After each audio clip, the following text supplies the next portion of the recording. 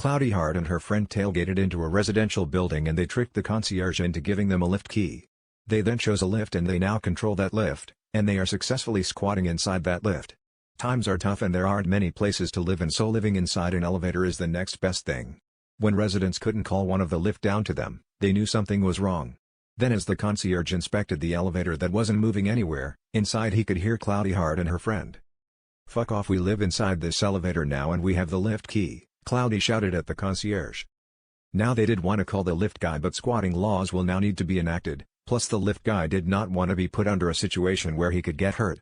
Everyone could hear Cloudy and her friend enjoying their new home, which was inside an elevator.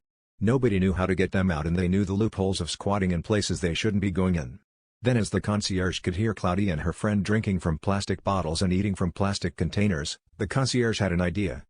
He started to talk to them about microplastics and how so many people will have microplastics inside their bodies. It was hard to have a conversation as they were both inside the elevators and he was outside the elevator, but Cloudy and her friend were encouraged. The concierge told them one positive thing about having microplastics inside your bodies. "Having so much microplastics inside our bodies will make us bad conductors of electricity," the concierge told Cloudy and her friend. Cloudy's friend was the most encouraged by this and she wanted to see if she was a bad conductor of electricity. Cloudy and her friend are constantly eating out of plastic covers and drinking out of plastic water bottles.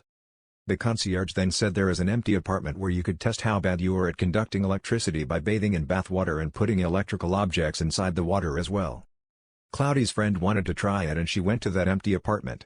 The concierge drew a bath for her and gave her an electrical equipment to take with her into the bath. Cloudy's friend died of electrical currents going through her body. Cloudy came out of the lift crying for her friend, but the police were called and came in just in time.